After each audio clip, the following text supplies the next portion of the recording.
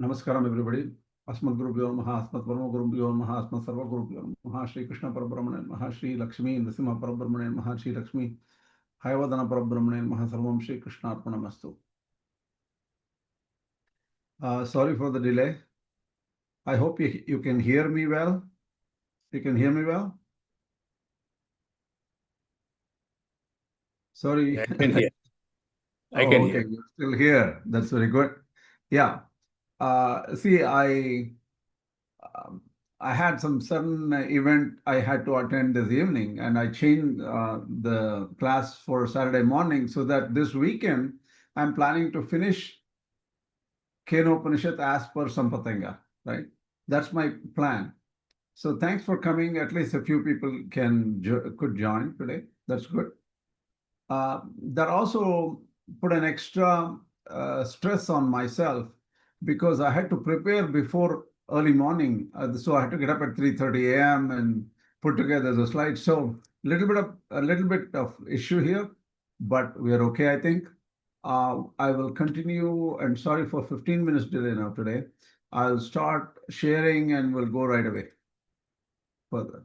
Okay. Join, where did it go? Hold on a second. PowerPoint.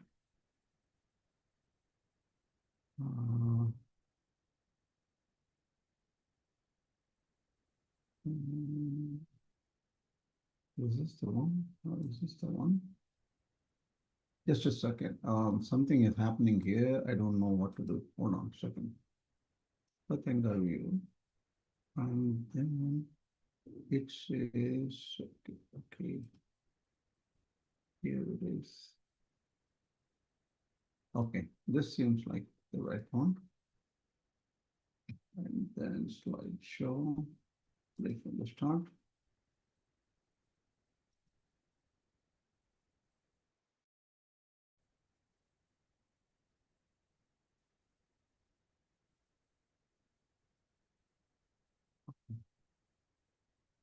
So before we start the class, I already wrote on the text that is on Telegram about how we've spent about 5-6 years now, right?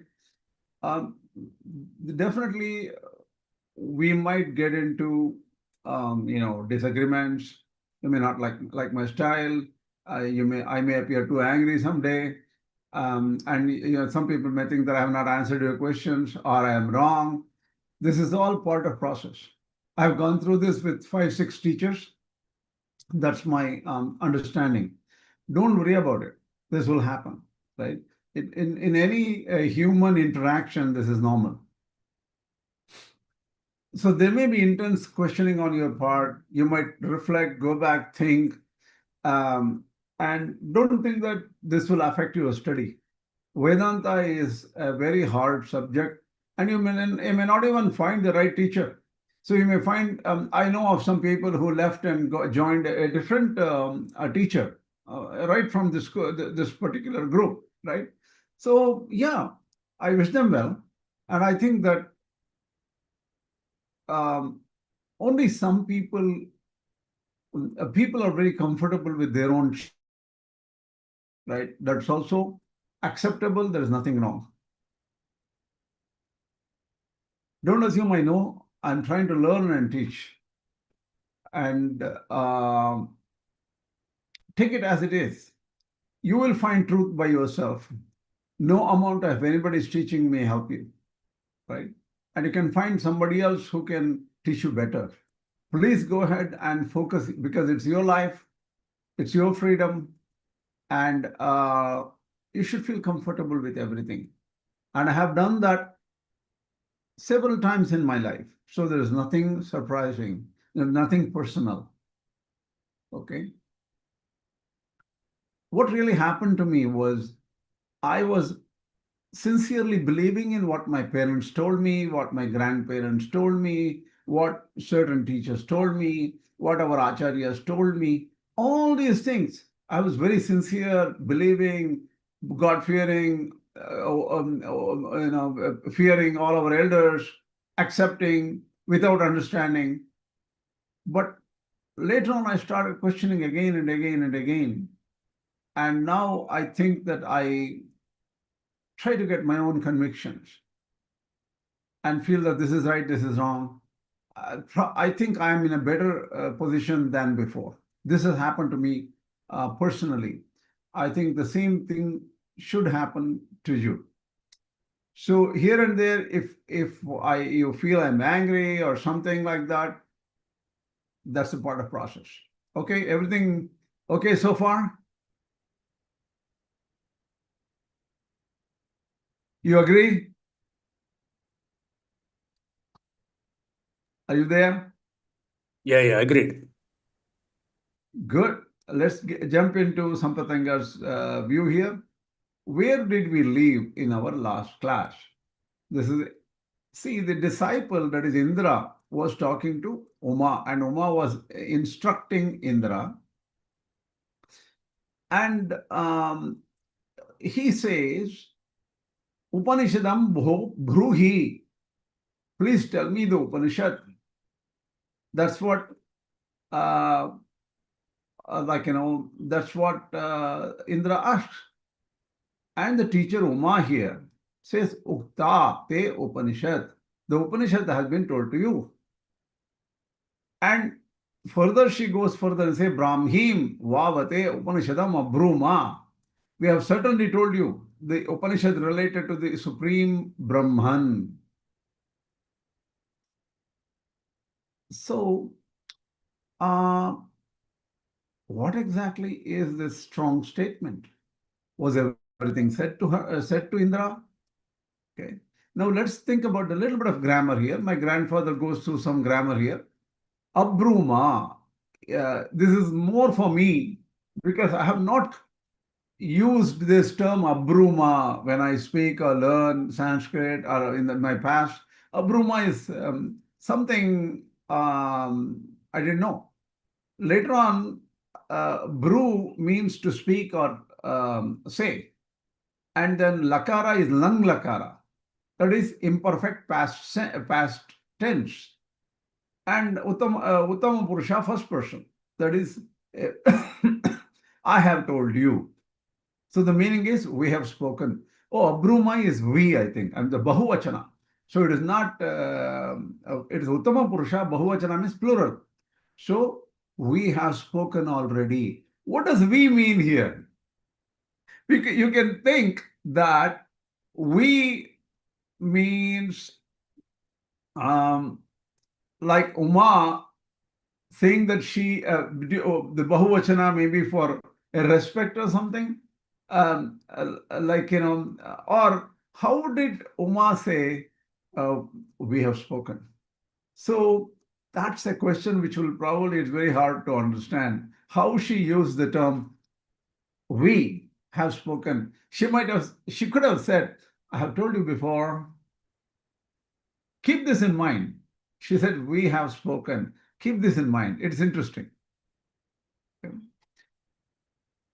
Some of this is original information coming from Sampatangar. Remember that, right?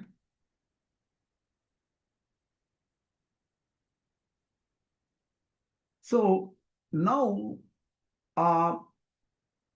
my grandfather Sampatangar tries to understand Upanishadam bo bruhi, right? What was asked? Upanishadam bo bruhi. Upanishad was mentioned there. What does Upanishad really mean? Let's go further. Upa, near, Nishidati resides. He stays near, right? That's the etymological meaning of Upanishad. That in which the supreme deity Paradevata resides near the seeker. That is the meaning here. That's the summary meaning. Well, how do we... Did the other people understand it in this way? There were so many Acharya, Shankara, Bhaskara, Ramanujacharya, and even prior to Shankara, maybe there were some Upanishad Bhashakaras like Brahmanandi, and so many other people. Tanka, Dramida, Guhadeva, Kapardin, there were so many writers before. What did they understand about the term Upanishad? And it also means a mantra. Upanishad means a mantra, according to my grandfather. What does mantra mean? It's a concise sentence where every word is significant, expressing the total truth of the divine. So Upanishad itself means it's a mantra and it explains the entire truth about the divine, and it is a small, a sentence long or a shorter sentence, it could be. Does this sound right? Let's think about it. Says here, earlier people thought, or many people even now, there's nothing wrong with this. They have different opinions about the word Upanishad. What that Shat means, Shadilri, Visharana, Gati, Avasadhaneshu, and Upa and Ni are also given in this word. So Upa, it could, it could mean this, right? It could mean, Upa means Samipe, Sannihite, nearby. Nitaram Shadeti. Nitaram means forever. Shitili Karoti Ajnanam. That means it will destroy the Ajnana forever. That could be a meaning of Upanishad. Avasadayati, Nashayati Ajnanam. So it removes ignorance or destroys ignorance. Nishchayena Gamyate Paramarthikam Tattvam. So Upanishad, it can also mean, certainly it will take you to the final goal, Paramarthika Tattva. Or Gamayati Paramarthika Tattvam, that's also Gamyate is all similar. So Upanishad is one which takes you certainly to the ultimate Brahman or truth. That could be a meaning of Upanishad, right? Nothing wrong with it. The other thing is, Upa Acharya Samipe Nishidati Tishtati. So it will take you to an efficient teacher, an authorized teacher. Or it could be understood in a different way. Look, there are things told to you, but this will not be clear to you unless you find the right, efficient, authorized teacher. So you have to understand, get clarifications from an authorized teacher. So Upanishad is not something which is given to you in a text form, but you will have to get clarity from an authorized teacher. Even if there is anything in the Upanishad, these words don't mean much to you unless you get clarification from an authorized teacher. So even this, my grandfather was not very happy with this kind of meaning. He says, this doesn't give you full meaning of this Upanishad. So these are alternate definitions he considered. And in fact, he has explained these points in his introduction to Īśāvāsya Upaniṣad. I brought it again here so that we remember this. So Shruta Prakashika, a commentary on the Brahma Sutras, it is a commentary on the Sri-Bhashya, right? The Shruta Prakashika says Upanishad means Nishanatvat Upanishad. What does it really mean? Actually, Dramida Bhashya, the pre-Ramanuja Shankara commentary talks about it. Gahanehi iyam vidya sannivishta. And a Vamana Tika, which is a Tika on top of the Dramida Bhashya says, Gahane Brahmani Upanishadna. These are the meanings given by this. What does that mean? Comprehensively, we can understand. Upa means Samipe, that is near. Nishidati Asyam Devata iti Upanishad. That means here the Brahman and Devata mean that which includes all and is the radiant energy that brightens everything. That means this Upanishad or mantra will take you directly to the divine Devata who is radiant and who brightens everything.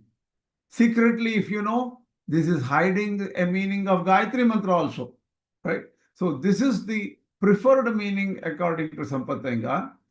So this is about Asyam Devata. There is a Devata here. There is a divine personality here.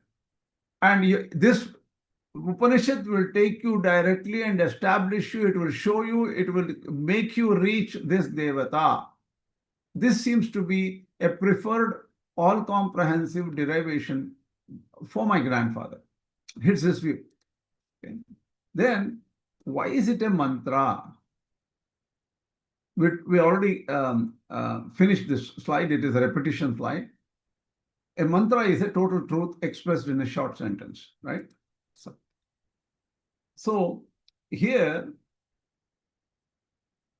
if that Devata means three things. Tattva, Hita, Purushartha. That means from where everything came. And is this ideal supreme reality, first of all, from where everything came? And does it help us in our lives today? What does it have any eternal value? In other words, Tattva, Hita, Purushartha, where from everything comes, where to everything goes into, what is the right goal, and how to reach the goal. Everything is contained in the Upanishad. And that is what we need to understand and keep in mind according to Sataṅgara. And that there is a mantra. Where is the mantra? What do you call Uma and Indra were talking. And all Uma told to him in one short sentence, I have already told you the Upanishad. That's it. Where is the mantra? Is mantra? I don't understand where this mantra comes from. And I was questioning about my grandfather's view, saying that why is he talking about all these things? When explaining Indra and Uma Samvada, which is so short, she just talked about Adhidaivata Upāsanā and Adhyātma Upāsanā. And Indra asked, please tell me Upanishad. And Uma said, I already told you. Swami, question. So let's go deep. Any question? Yes, Swami. Yeah. Swami, is there a specific reason why mantra word is used? Or is it just, okay. What does this mean? See, mantra, the Upanishad, whenever somebody tells you an Upanishad, right? That this is Upanishad. Upanishadam Bhobruhi is a question. Then tell me Upanishad, right? Out of nowhere, Indra talks about Upanishads, right? The Upanishad is not mentioned in the Kena Upanishad earlier at all. The term Upanishad comes out just like that. And what is he looking for in this term Upanishad? So Sataṅgara is analyzing the word mantra. And let me tell you a little bit more. Wait for a few more minutes and you will know, you will get more information here. Right? So this Upanishad should have all this Tattva, Hita, Purushartha combined. That Indra is asking a question. I need to know where I came from, what is the right goal, and how will I go? All these things have to be told to me. This is what Indra is asking by the term Upanishadam Bo Bruhi, right? That is what, so Sataṅgara is going against the very definition of the question and say, actually, he asked all these things in a single simple sentence. That's what my Sataṅgara is trying to say. Let's see, does it make sense? Okay. First of all, Sataṅgara builds it more further. Okay, he wants to get more support for his view and says, he first determines that Indra is assuming that there is a mantra. He assumes, that is Sataṅgara assumes that there is a mantra, and Indra, assumes that there is a mantra. Then Uma says, Uktate Upanishad, we have told you the answer, or Upanishads. Uktate Upanishad, we have told you. The problem is, where is the mantra? I don't see a mantra. The problem is, why is Sataṅgara going against and even thinking that there is a mantra here at all? When, as far as we know, in the first 3 sections, Uma was not there. The teachers were there. Uma came only in the last section. And Uma only told 2-3 sentences regarding Adhidaivata Upāsanā and Adhyātma Upāsanā. prior to that, there was an unknown teacher. There was a student and an unknown teacher who were discussing in the Kena Upanishad about Keneshitam patati preshitam. How does my mind work? How does my indriyas work? And all these questions came up, and some answers came up from some strange teacher who is not even mentioned in the Kena Upanishad. Then she comes and says, Uktate Upanishad. Oh, we have told you all this. And my grandfather assumes there is a mantra here. We'll come to that later. Okay.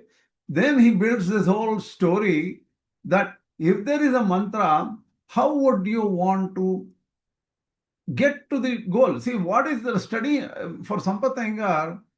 Study of Upanishad makes no sense if it doesn't take this person to Brahman directly. So he says there should be a path.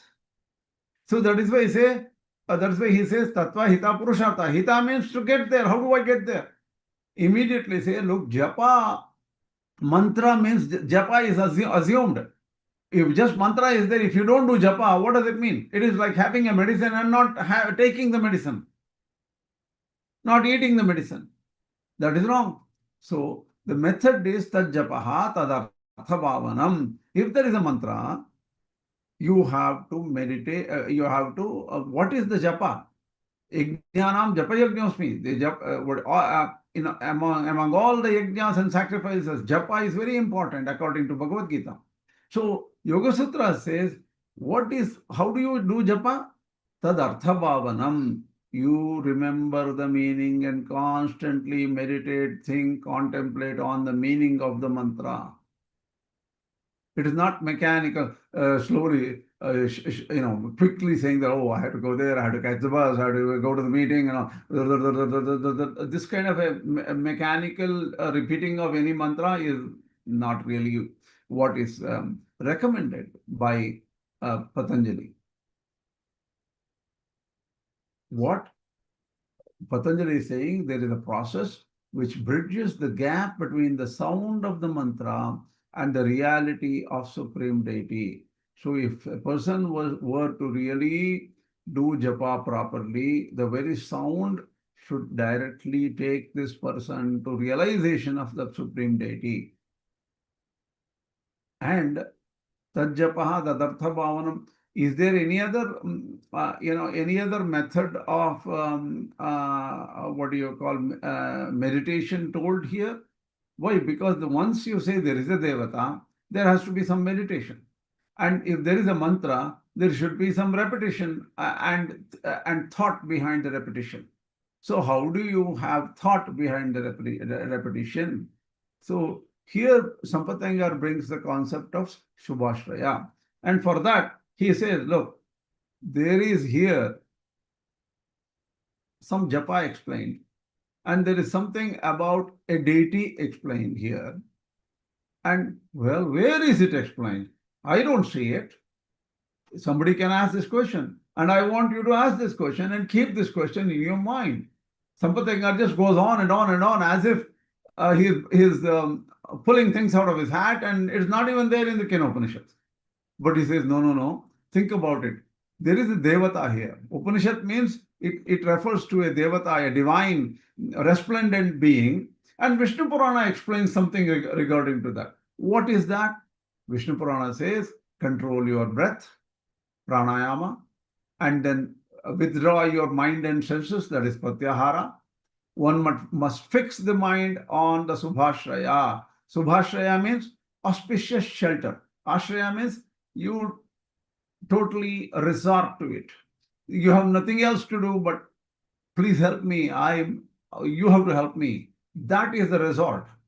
And Shubha means it is auspicious. It can't be any particular resort or a table or a spoon or anything is a resort. You can think of anything, oh, help me. No, that's useless. You have to refer to the highest being, the most powerful person who can give you moksha, who can give you realization. So, Śubha-āśraya, that is why Viṣṇu Purāṇa says, Śubha-āśraya is this Mahāviṣṇu. And how do you visualize? I have not seen Mahāviṣṇu. How do you visualize? Then there are detailed descriptions of Viṣṇu in Viṣṇu Purāṇa. This is where So meditation on the Śubha-āśraya is explained in the Viṣṇu Purāṇa. My grandfather reminds us that look at the 6th chapter, 7th verse, and 6th section, 7th chapter, 45th sloka. And in fact, it was initially introduced in the 1st chapter 22, and then later on, a few verses after 7.45 in the 6th chapter, these are explained. So let's go through what this is. In fact, we did mention about the Upāsanā here, right? Adhyātma Upāsanā, Adhyātma Upāsanā was mentioned. So it is not out of context. But still, there is a continuation which my grandfather is hinting at. And that is meditation, which goes beyond Ahangraha Upāsanā. Ahangraha Upāsanā are the first two, it has the first two sections, which is said, and that will continue as meditation here. That is why he is introducing the concept of Śubha-āśraya, or whom to meditate on. What is the nature of the object of meditation is being said here. And for that, he gets the support from Viṣṇu Purāṇa and references. Okay, let's go further. What is the correct method of meditation? Meditation involves two simultaneous actions: mental repetition, japa, and intellectual focus, fixing the intellect on the meaning of the form of the deity. The meaning is not just some thought meaning. It is actually meaning in the form of a deity. How can a meaning be in the form of a deity? Meaning is meaning. How can meaning be in the form of deity? He goes further. Krishna himself says in the 12th chapter of Bhakti Yoga, Mayyeva mana adatsva, Mayi buddhim niveshaya, fix your mind on me alone, place your intellect in me. This was very clearly said in the Bhagavad Gita. So we have to understand things by the help given by Bhagavad Gita, which is simpler in many, many ways. So let us go a little bit into the Viṣṇu Purāṇa shloka. Viṣṇu Purāṇa says 6.7.45 is the actual verse. There are details about yoga. Pranayam yamena pavane pratyaharena chendriye vashikrate tatah kudyasthitham chetas Śubha-āśraye. Do the pranayama. That you need that pranayama to control your mind. And you also cannot have indriyas bothering you. You have to take, like how the tortoise, takes in its limbs, retracts its limbs. You have to retract from the objects around you. Vashikrite tatah kuryat. Once they're all stable and they're all controlled, indriyas and mind are controlled, then you can think on the auspicious shelter that is Mahāviṣṇu's form, cosmic form. And it is known as a Astra-bhūṣana Adhyaya. What does it mean? Here the text reveals that Mahāviṣṇu has divine ornaments and weapons. Or see, the moment you talk about ornaments, many people say, what was it, gold or silver, sapphire, or diamonds? Bluestone? What is it? So the thing is this, these ornaments and weapons are not mere decorations, but cosmic principles. What are the cosmic principles? This is, see, whomever you meditate on is directly related to the fundamental reality of this universe. This nothing you can directly connect with this divine. How do you connect? The connection is Kaustubha, a gem represent pure jīvātman. And it is taintless and unmodified, that is pure, it is eternal jīvātman. And Śrīvatsa is a mark on the chest of Mahāviṣṇu, that is the seat of the material world on his chest. And the garland represents the 5 elements earth, water, fire, air, space, prithvi, up, tejo, vayu, akasha. All these are strung together as a garland to that divine person. That is known as Vaijayanti. And then the weapons as faculties. The mace symbolizes intellect. Chakra symbolizes the universal mind.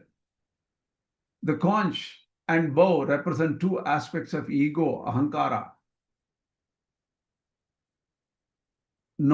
So the sword represents wisdom, vidya, and the sheath where the sword is kept, that sheath represents ignorance, covering, that is avidya.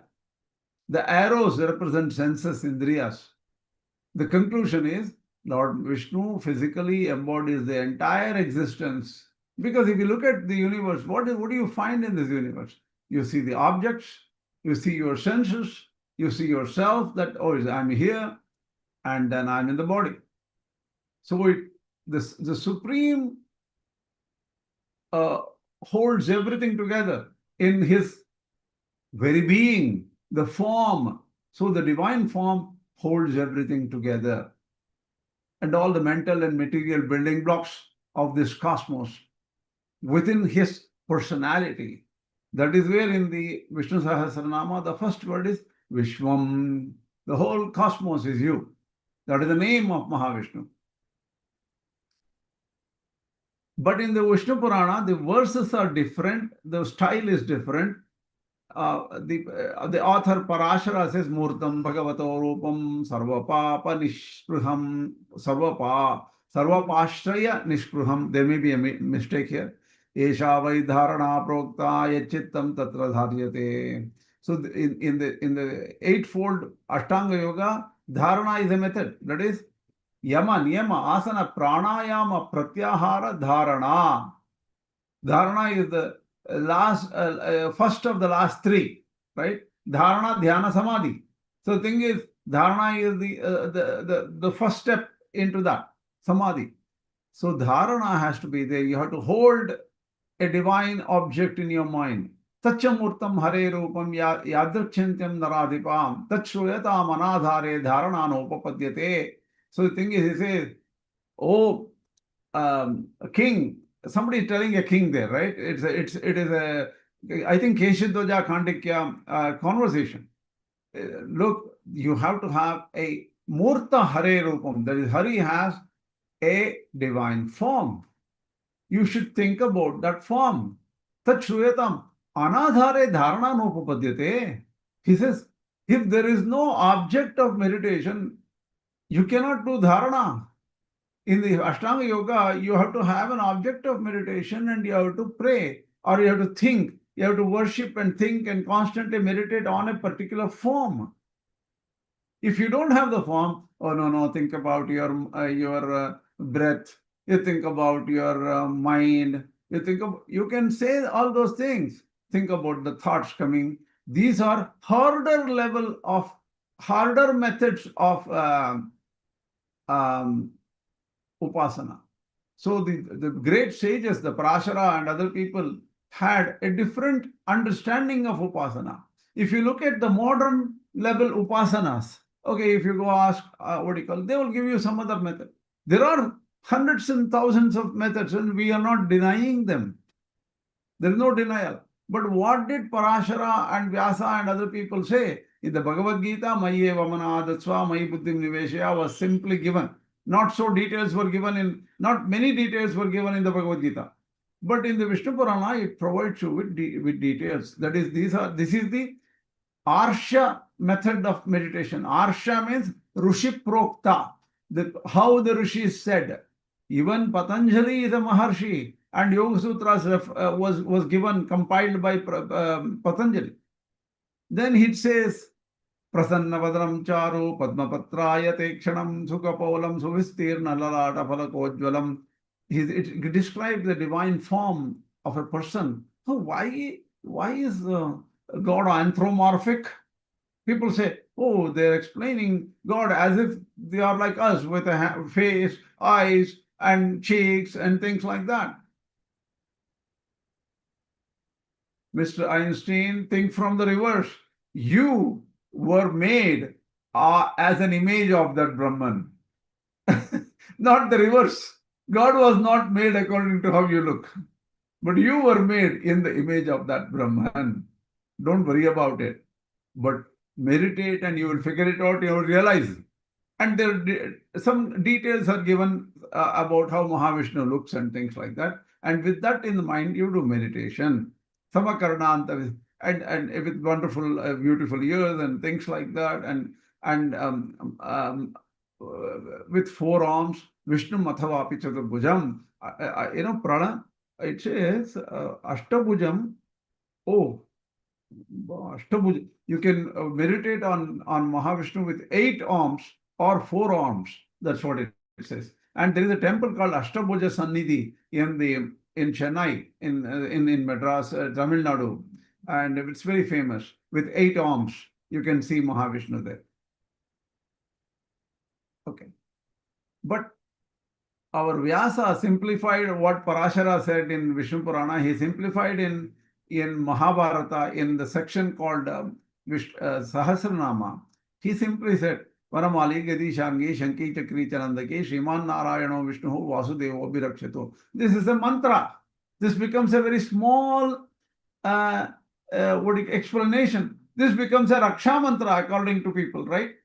Many people, even if you go and play M.S. Subbulakshmi's Sahasranama, at the end she says, Vanamali Gadishangi Shanki Chakri Chanandaki Sriman Nārāyaṇo Viṣṇur Vasudevo Bhirakṣatu. She repeats again 2 more times.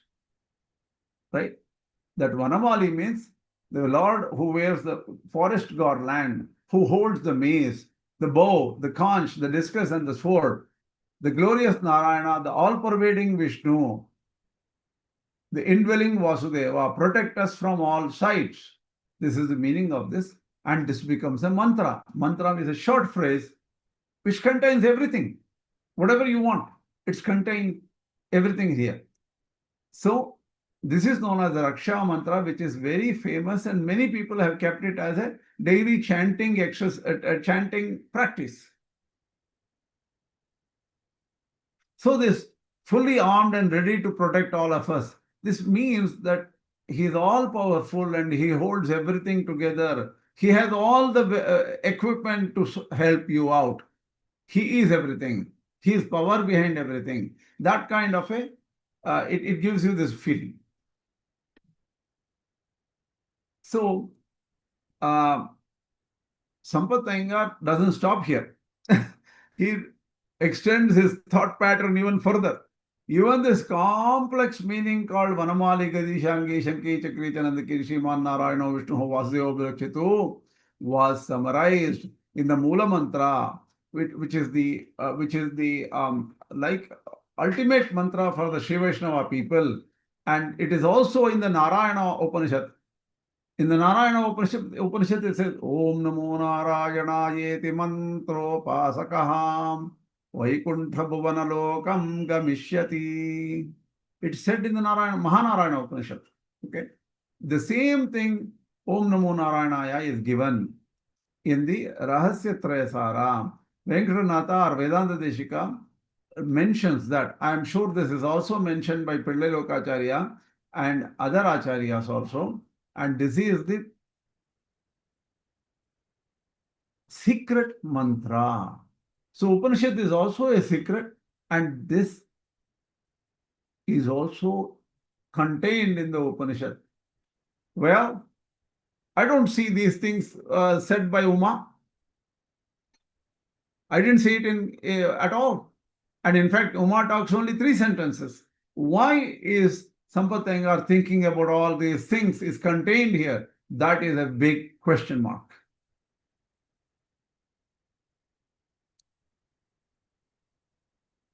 And he also says, look, this is just because we have teacher and student talking in the beginning of the Kena Upanishad, there are a lot of other things hidden there.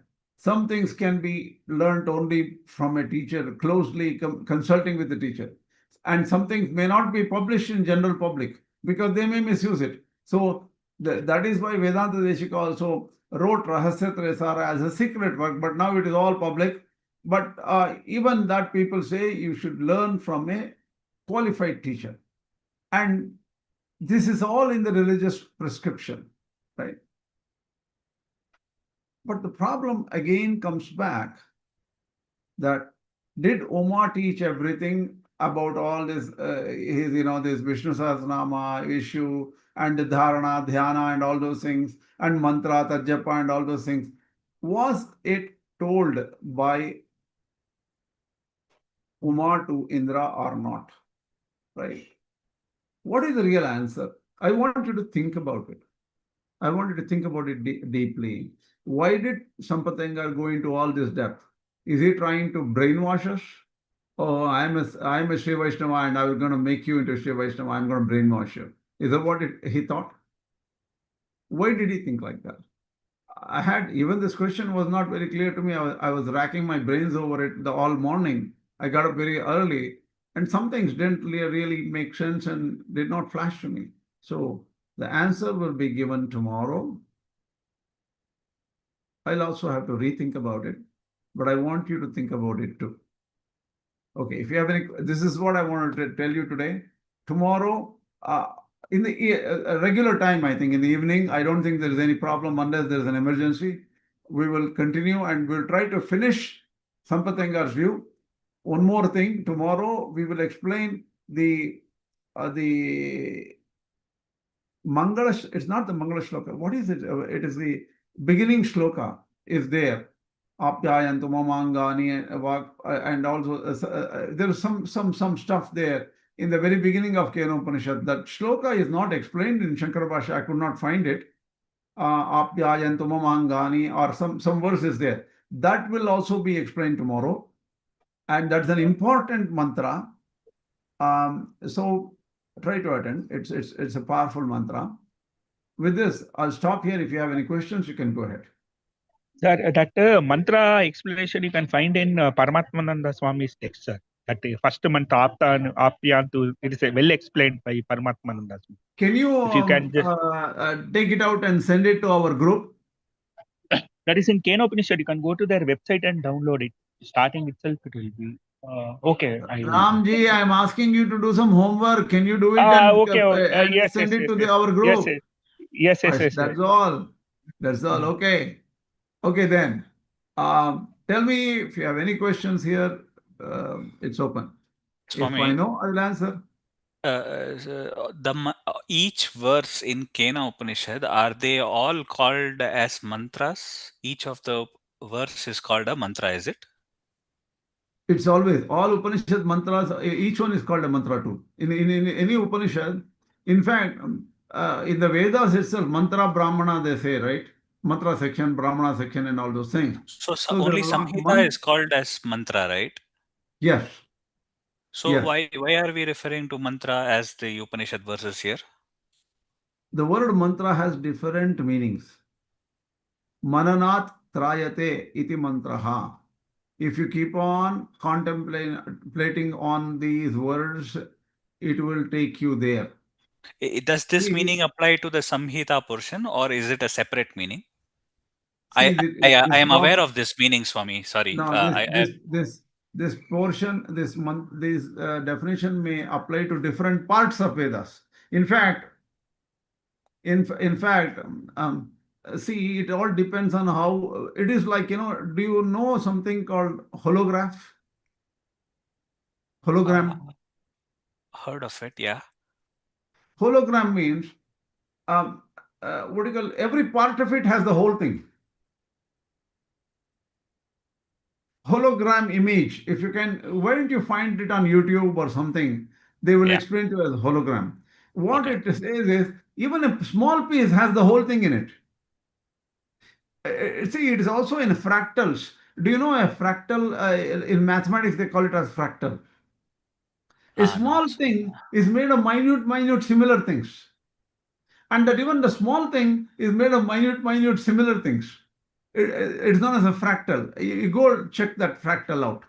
So what it is Vedas may have everything inside. In fact, this Omkara, they say it is Sarva Vak, right? All words come is only Omkara. And all the Vedas are only Omkara. And is Omkara a mantra only.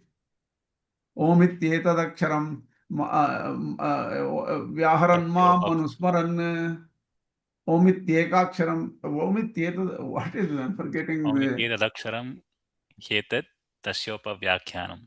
That is the one is there, right? But in the 8th chapter, Vidhi, maybe. Ekaksharam Vidhi. No. Tasmat Om sarvai ityekaksharam Mamanuswari vidhi. Techa. What did he say? Om ityekaksharam vidhi. Oh, Ityaksharam, No. no. Here, no. It can see Omityekaksharam Brahma Vyaharan ma manusmaran Yahprayadi Tejandeham Sayati Paramam Gadim. It is said here in the Bhagavad Gita also, right? So, all these things, the word Om can be definitely is a mantra, right? And the Shiva Vaishnavas add something more to it from the Nārāyaṇa Upanishad and make it a bigger mantra and call it as a Mula mantra, right? What is your question then? So the Omkara has everything contained in it. It is very, very important to understand this. And where does it take you? Thing is, what do you call it? Pranavodanuho sharohyatma brahmatal lakshamuchyate. That is there in the Mundaka, right? The bow is pranava. Brahma is the object, and you and that is the target. And apramattena yodavyam sharavattanmayo bhavet. You have to focus and without any deviation, focus, and then you should become stuck in Brahman, like how an arrow gets stuck in the target. It says. So the thing is, this all is referring to process of meditation. Mantra is meditation, and that is Upāsanā, and that is the continuation of the topic given in the Adhidaivata Adhyatma Upāsanā given by Uma to Indra. So there is some relevance here. Sataṅgara is not thinking out of nothing here. But only question against the view of Sataṅgara is, in the Kena Upanishad, we do not find all these details at all. And why are you picking up all these details? That is the question. Okay? So this question is unanswered, and I want you to think about it, and tomorrow I will answer this question.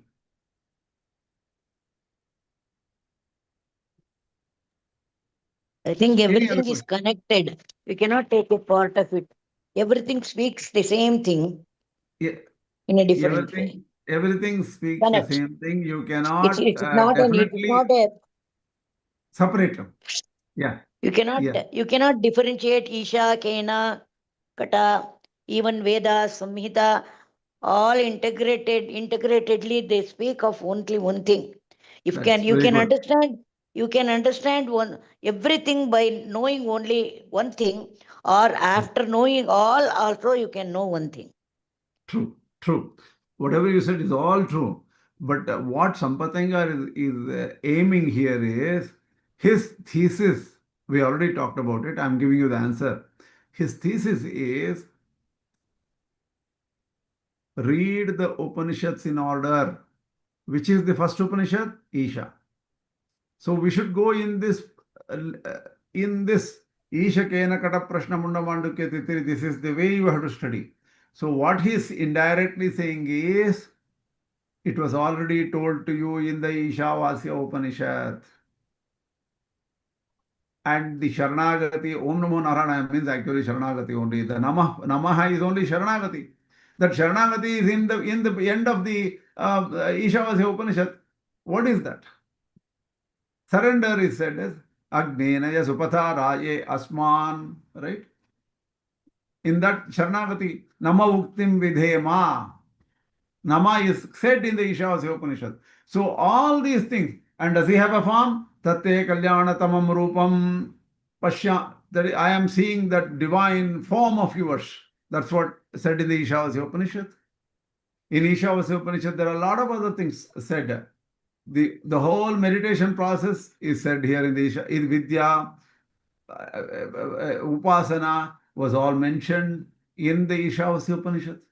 So this is where he say, Uktate Upanishad, it was told to you, we have told to you. That means Uma and the other teachers who have taught you earlier. So if you are a real correct student of Upanishads, you should have started from the Īśāvāsya Upaniṣad and then slowly progressed into Kena Upanishad.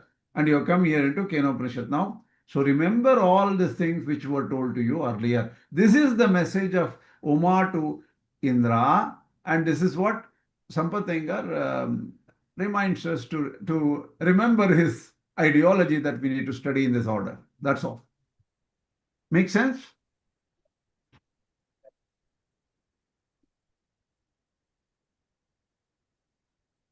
Yeah, thank you. Well, okay then. Asmatgurubhyo namaha, Asmatparamagurubhyo namaha, Asmatsarvagurubhyo namaha, Shri Krishna Parabrahmane namaha, Shri Lakshmi Narasimha namaha, Shri Lakshmi Ayavadana Parabrahmane namaha, Sarvam Shri Krishna Paramas. We'll continue tomorrow.